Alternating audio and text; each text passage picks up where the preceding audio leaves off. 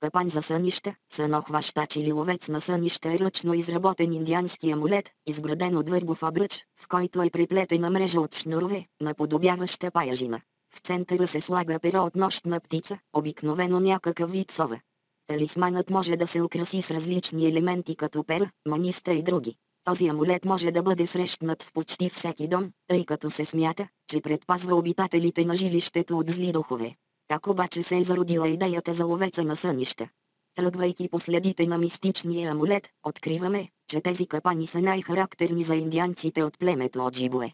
Те изработвали за малките си деца амулети в формата на паяжина, закачени на обръч, и ги слагали над мястото им за сън, за да хващат капаните всички кошмари.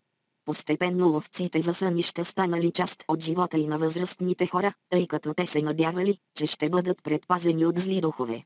След като сред местните започнали да се сключват повече бракосъчетания, амулетите преминали и сред племето Лакота, което си съставило своя идея за сънохващача.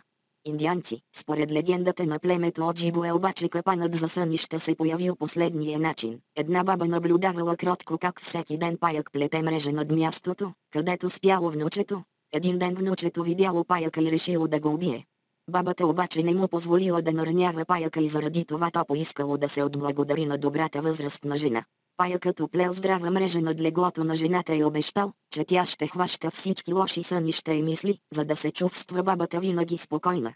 Всяка част от капана за сънища има свое собствено значение. Кръглият обръч служи основно за захващане на мрежата, но според някои твърдения изобразява и кръговрата на живота. Мрежата пък е направена така, че да наподобява тази на паяк. Перата на сънохващача също имат специална роля. Те са като нежни стебла, по които хубавите сънища навлизат деликатно в съзнанието на човек, докато той се е отдал на сладка дрямка. Днес могат да се видят най-различни ловци на сънища.